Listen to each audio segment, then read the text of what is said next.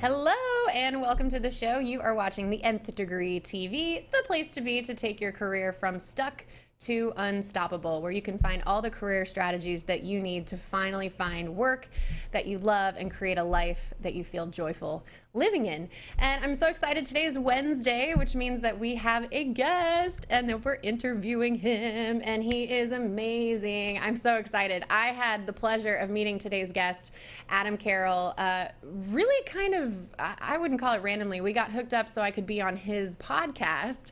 And you know those conversations that you have sometimes with people where you're just immediate like besties? You're like, you just like, it resonate on every level. You kind of approach life the same way, or you have just these, I don't know, we just got each other.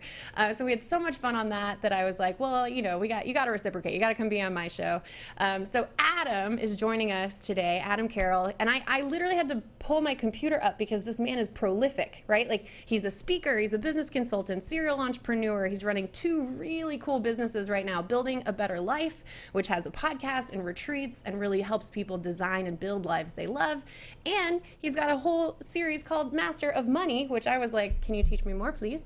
Where he's teaching people how to really master their finances to enable them to build that amazing life. So Adam, I'm so grateful that you're here, and I'm so excited for the conversation that we're going to have today. Tracy, I'm stoked. You nailed it too in our first conversation. I felt like BFFs right off the bat. So this is going to be a lot of fun. It totally is. So I know a little bit about you from our conversation, but whoever's watching probably doesn't. So I'd love for you to start out, just give us a little bit of background on how you got to where you are and what it is that you're doing today and why you're so passionate about it. Yeah. So how far back can I go? Ooh, man. My It's a parents show, fell in love in college. It was a Wednesday that's right. Yeah. I was a debt statistic in college. I graduated from school, which I like to call the longest and most expensive party I've ever been to. And I realized that I was a rich college kid, but I became a broke professional when I graduated. And so, you know, through a number of smart decisions, I married the right woman. We made a lot of great financial choices. And the whole time I kept thinking, why aren't we teaching young people the things that my wife and I were doing at the time? Mm-hmm. And so I wrote a book with a friend of mine called Winning the Money Game. And we started delivering that program on college campuses. And that spanned a 15-year career of speaking in the college market. And in the midst of that, I realized that I saw a lot of recent grads doing was they would immediately build a bigger lifestyle. They would graduate, they would get a good job, they'd buy the car, the apartment, they'd go out to eat, take trips, have a nice wardrobe, all those things. And yet they were dissatisfied with their life. And then I was, talking with 30 and 40-year-olds who were in the same boat. They had dug very deep debt holes that they were trying to get out of. Yes. And it felt like their life was very small. So hence the Build a Bigger Life initiative came out, which now is a book and a podcast and a retreat where we help entrepreneurs, and quite candidly, W-2 employees who just know that there's more to life. We help them figure that out. Oh, that's so beautiful. So how do you distinguish between building a life and building a lifestyle? Because you're the first person I think who I've ever heard make that distinction, and I think it's brilliant. So help me understand, and maybe help everybody who's watching understand, how do you know which one you're pursuing, and what are sort of the signposts that you can tell where you are along the way? Yeah, great question. For me, one of my core values is freedom and flexibility. And so I guess that's 2 core values, freedom and flexibility. And so to have freedom and flexibility, you really need to have a few things lined up. One of those is financial freedom, or at least financial security or contentment. And so I spent a number of years, 2 or 3 years, really developing financial freedom And what I found was that once financial freedom's in the picture, then you have time freedom. And time freedom ultimately is what more people are looking for. Time freedom is the idea that, you can work out in the morning, you can go take a bike ride in the middle of the day, you can spend time with your grandparents if they're aging on a Wednesday afternoon because you just care to. And then when you have time freedom, it creates relationship freedom. So people who have time have great relationships because they're spending time with people they want to spend time with, not those they have to spend time with at the office. And then last but not least, and this is, I think, one of the metrics of building a really big life, is are you able to give back in the way that you are meant to give back? So that I call that service freedom. And I heard a speaker say one time, and it really resonated with me, that we were not put on this earth to be employed. We were actually put on this earth to be deployed. So we have to figure out what is our deployment. And when you figure out what your deployment is, every day is a Saturday, right? Doesn't matter if you're working or playing, it all looks the same. Wow. Do you really believe that? Do you I do. Does your day-to-day feel like that? Because I think plenty of people can get up and say, and this is not what you said, but I know I get flack for this because I've accidentally said it, that, oh, if you love what you do, you never work a day in your life. Well, that's a load of crap because I work a lot and I love what I do and I don't love every minute of it. But do you really feel like when you've achieved all of these freedoms that every day is like, oh, it's just another day and I get to really give what I want to give and serve the way I want to serve? What does that really look like? Yeah, I mean, certainly there are days that feel like work, quote unquote. And a good friend of mine says that even dream jobs have a suck factor. So 80% of it is amazing, 20% of it sucks. And so long as you know that there's a suck factor and you can live with that, it's no big deal. For me, the suck factor is, time away from my family. It's getting caught in airports, getting stuck in travel issues. But for the most part, I really, really do love what I do. So I wake up in the mornings, even on Mondays, I'm like, it's the start of a new week. This is going to be a great week. Rarely do I get up and think, oh, crud, I got to go do stuff today. Right. That's awesome. So I want to go all the way back, though, because you've been very clear that this was not an immediate, I found what I loved and now every day is Saturday. There were a series of freedoms that you achieved, the first being financial, which, by the way, you glazed right through. So I want to know, you said in the span of 3-ish, 5-ish years, you felt like you gained financial freedom. How did you do it? Yep. My wife and I, when we first got together, I was a debt statistic. She came from a house where her mom was the coupon queen. I always joke she was from the coupon castle and her mom was the coupon queen. She's the coupon princess. And so when I met her, the first time I said, where do you want to go to eat? She said, Applebee's. And I was like, oh, okay, let's go to Applebee's. And when the bill came, I, like a gentleman, offered to pay the bill. And she said, oh, no, I'd like to help. And she was digging around in her purse. And I said, no, seriously, I want a treat. And she said, no, I insist on helping. And she slid across the table a buy one, get one coupon. And I was kind of like, I have a rep to protect and I decline your BOGO. And at Applebee's. And so what happened was she kind of trained me to be certainly more conservative and a little bit more saving oriented. But what we did ultimately in getting married was we said, what if we lived on one income for 2 years and we blast away all of our debt, and then we know it's possible. And then once we've done that, then we know that we can live on one income, but the other income will save and invest and put towards the future. So I would say that, that old adage of two can live as cheaply as one is very true. And when you leverage two living as cheaply as one, but the other income goes to build a life for yourself, not a lifestyle, because a lifestyle, in all honesty, she and I could have both been driving Range Rovers. But we didn't. We were driving used Hondas and that kind of thing. So it was making very conscious choices. But I would say the long and short of your question is that we figured out a way to play offense really well in terms of making, decent money. and we played defense really well. And defense was decreasing our monthly expenses month over month over month. So Ah, we live a really nice lifestyle today. We live in a nice home and drive nice cars, but almost everything is paid off. And when you have very little debt because you've been very strategic about how you live and pay that off, it's amazing what else opens up to you. yeah. So where do you think people get this wrong the most? Because I'll tell you what, I literally, a week ago today, I did a speech for about 150 young professionals in the construction industry. And the Mm, crux of it, which we're going to get into in a little bit, was core values. And it was, how do I pull the core values out of my team and out of myself so that I'm more yep, engaged and they're more engaged and we're all coming to work because it's fulfilling something for us intrinsic, as opposed to just, carrots yep, and sticks that motivate us in the workplace.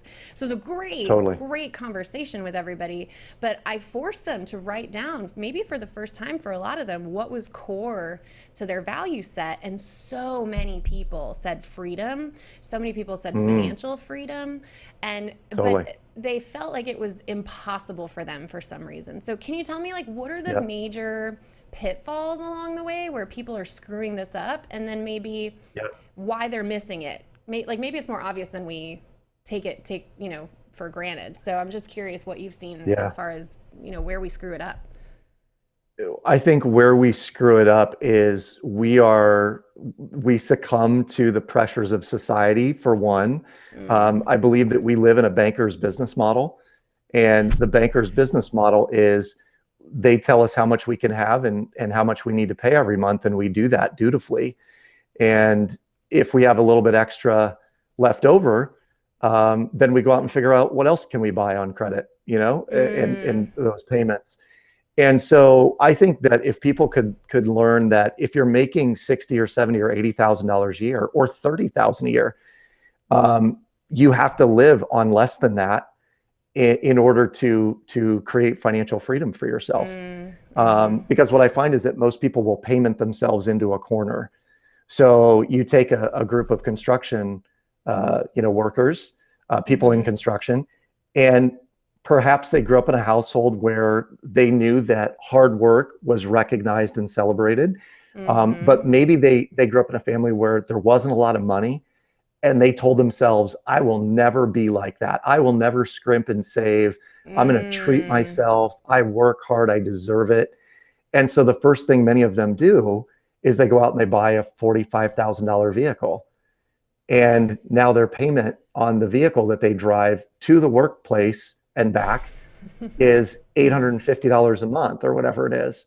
Yeah. And most of them probably have it financed for 7 or 8 or 10 years, which banks will do today.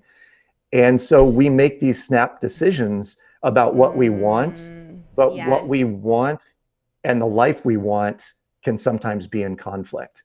And so Ooh. for me, like, I really wanted a Porsche when I was young, and I could have bought one, but it would have taken me away. Having that Porsche would have taken me away from the life that I want, which Yeah. today, the life that I want looks like a paid off house and taking month-long vacations with my wife and kids. Yes. And, the freedom that is afforded when you make really good choices with your money.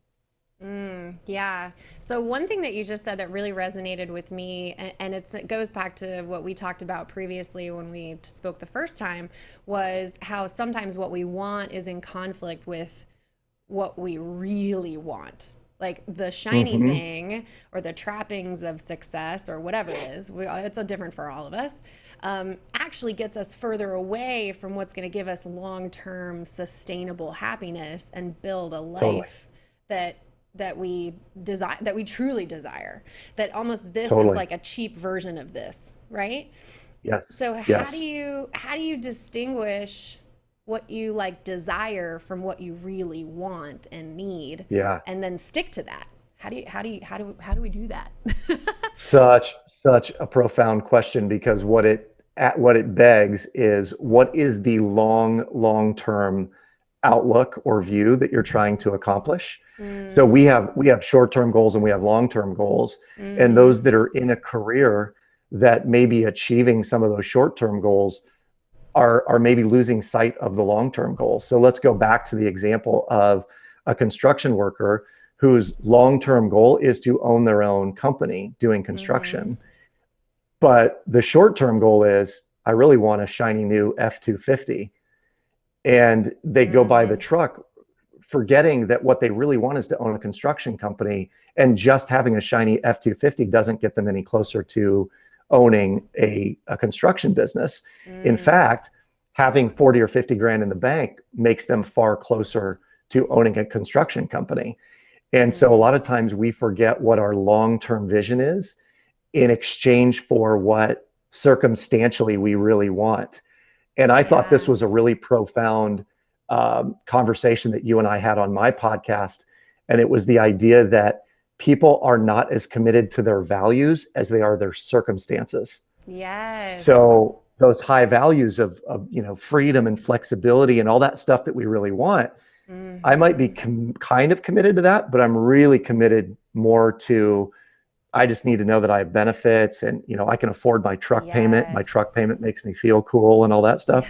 Yes. In the end, we got to get back to what are our core values. And for me, it's things like freedom and family and growth and connection. Those are the things that I know are always in my forefront. So would having a brand new car allow me to feel free? Probably not. Would it allow me to love on my family more? I doubt it. Does it create connection? I don't know. I mean, I would like to think people will wave at me and give me a thumbs up when I'm driving down the road. Do you run every single decision by this? Like, do you run every single choice by your core values? Is that how you live this every day? Or what does that look like? No, it would be disingenuous for me to say, yes, I do. But it's always in the back of my mind. I mean, I have those core values on a sheet of paper that I read almost daily. Yep. And I did a life plan process with a friend of mine, and we mapped out kind of like, here's what our life ideally looks like over the next 5 to 10 years. That's and awesome. Ultimately, when you look at that and you know what it is, the decisions that you're making are intentionally being driven towards those goals as opposed to whatever pops up. Yeah. So what do you say? So my first question is, like, I feel like this requires a lot of sacrifice. Like, if I want the long-term vision, does that mean I have to give on everything that I want up until that moment? Or is there a way to live a life that you enjoy while working towards, what's truly meaningful and core to you? How do you balance that? Yeah, another great question. I think that, there's a saying that my wife and I kept at the forefront while we were blasting away debt and living on one income. And essentially the saying is, if you do for 2 years what most people won't do, you can do for the rest of your life what most people can't do. So that whole idea about 30-second timeout. Say that again. Totally. That was amazing. So if you do for 2 years what most people won't do, you can do for the rest of your life what most people can't do. So for 2 years, we blasted away, we blasted away our debt. We lived on one income. And then for 2 years, we focused on building a real estate empire. Most people wouldn't do that, but we went out and we bought properties and invested in duplexes and single family properties. And then for 2 years, we said, hey, we blasted away debt. What if we focused on our mortgage? So let's do that for 2 years. And, along the way, were there some sacrifices? Sure. Although in the midst of building a really big life for ourselves, we also made some lifestyle choices like, hey, we're going to take a really nice vacation every year, and we're going to spend holidays with my family in California. And, we want to, I take my kids with me on certain work engagements when I'm going and speaking somewhere, and I'm going somewhere fun like Nashville or Orlando. I want to take them with me. That's a lifestyle choice. So it doesn't feel like the sacrifices are many. There are definitely some, and I think someone looking from the outside in would go, oh, well, I wouldn't be able to do that or this or this. But for me, I don't really notice that stuff, I guess. Yeah. Well, I think too it comes back to you're doing it with intention. Doing it Hmm. for what feels like no reason at all. It feels like sacrifice Yes. you know, whatever the worst version of sacrifice is, right? It feels like suffering. Yeah, totally. But when you do it with intention and purpose, I think that changes the whole dynamic of what you choose to do with your time and your money and who you spend your time with. And right? Yes. Like, do you agree with that? I totally agree with that. For me, I read The 4 Hour Work Week years and years ago, Tim Yes. Oh Ferriss's my book, The God. 4 Hour Work Week. I started reading that when I was working on Wall Street and I had to put it down. I was like, this is not real. Well, you This were is somebody working else's life. 400 hours. You were working 400 hours a week. I would like pull it out from under my desk and you know, the other guys on the desk would laugh at me and they were like, oh, you millennial, you're so cute. 4 hour work week, Yeah, you they're know? like, stop reading work porn. That's not even real. Yeah. Um, when I read the book, something triggered for me, and it was how do you make your time more valuable? And I Mm, think that there's a lot of people that they figure out how to make more money, but they're still working the same number of hours. mm, And one of the things that I wanted to do in order to create freedom, financial freedom, time freedom, relationship service, is I wanted to make my time so valuable. And one of the questions, and this is one of the tenets of the Build a Bigger Life framework, is you mm-hmm, have to ask yourself bigger questions. And your mm, subconscious mind is programmed to answer whatever question you pose it. So the question I was asking was, how would I make how would I make as much money in an hour as most people do in a month? ooh, I And love the answers that. that yeah, and the answers that came up for me were things like speaking, it was writing books and selling mass quantities of books, it was owning real estate, but speaking kept coming to the forefront. And so I heard just a brilliant presenter at one point say that we should all be pursuing mastery of something. So Mm, in our lives, we need to be pursuing mastery. And for me, I pursued mastery in two things: mastery of money and mastery of speaking. And I yeah. pursued mastery of speaking because I was watching these people that candidly weren't that great on stage. Mm-hmm, And I knew they were pulling down 10, 15, 20 grand at a time. mm-hmm.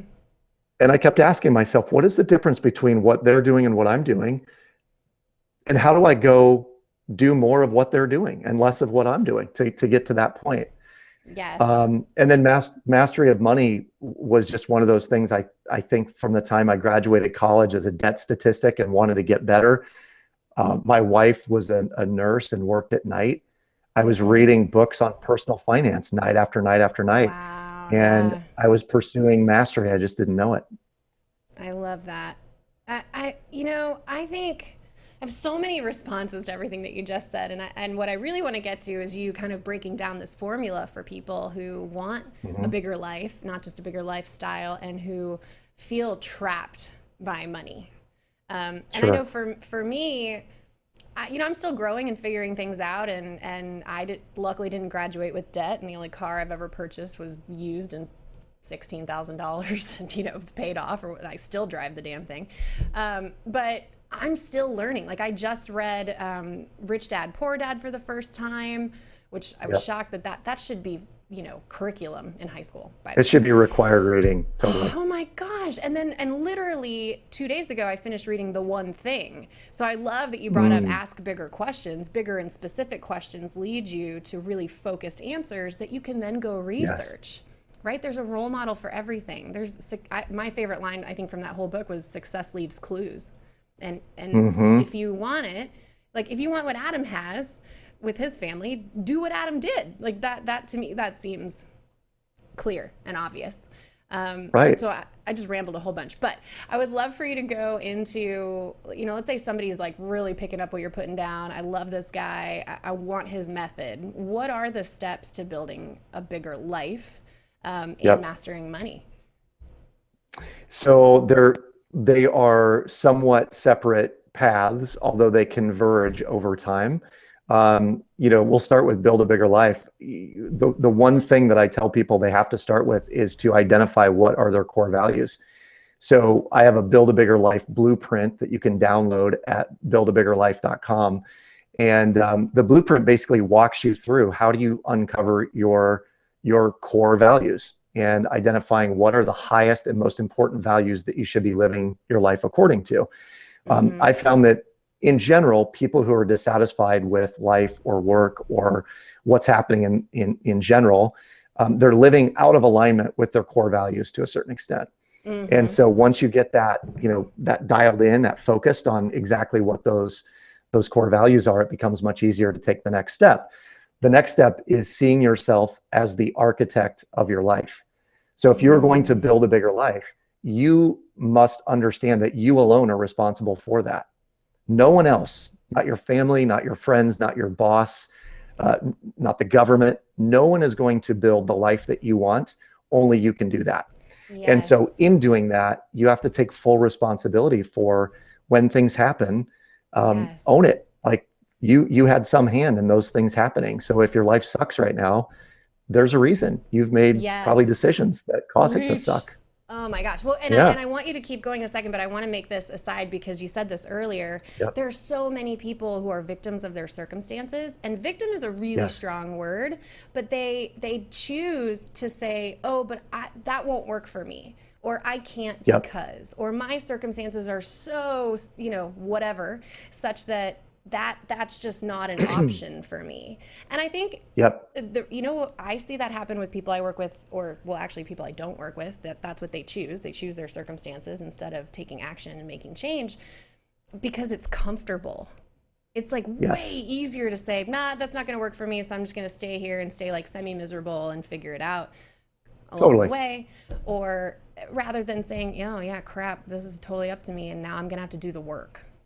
So I'm with you. Agreed. I'm so with you, and I was glad that you made that point. So, and the reality is that we all have negative things that happen. I mean, that's part of life. Is there's going to be some rainy days. Some days you're the pigeon, some days you're the statue. But I think that one of the questions we have to ask ourselves, and this is actually tenet 4 in Build a Bigger Life, in asking bigger questions. The bigger questions you would ask in the midst of a life crisis are, what can I learn from this? Why has this happened to me in the past, and how could I change it? There are things like, what have I done that has brought this on? So, somebody that says, my boss is terrible, I'm not getting the promotions I want at work. If the question asked is, what have I done that's brought this on? And you really get honest with yourself and you go, well, I show up at 8:22 every day when the workday starts at 8. I take coffee breaks at least twice before lunch, and my lunch break is a little long. There's a reason that you're not getting the promotion. I don't go to conferences because I'd rather stay at home and play video games or whatever. There's a reason. So we go through some of the others, and as you get to the back end of building a bigger life, there are things like, how are you leveraging your relationships? Do you have a mastermind group? Are you leveraging what I call your Power 100 list? And these are the 100 people in your life that like, love, and respect you and would do virtually anything for you. They just need to be asked. Yes. And so, we teach people how to leverage their network, because their network is there for a reason. They want to assist. People have this deep-seated desire to help. Yes, I totally agree with you. And that's one of the cornerstones of the nth degree, the 5 steps. Step 4 is network, and it's strategically building and leveraging your network, but then also creating advocates for your career. So it's not just me banging on the Tracy's awesome drum. It's like 10 other people out there in the world whose ears are listening, whose eyes are open, who know what I'm looking for. And now, because it's front of mind for them, oh, Tracy, I heard about this job. I heard these people are hiring, and all of that comes back to you.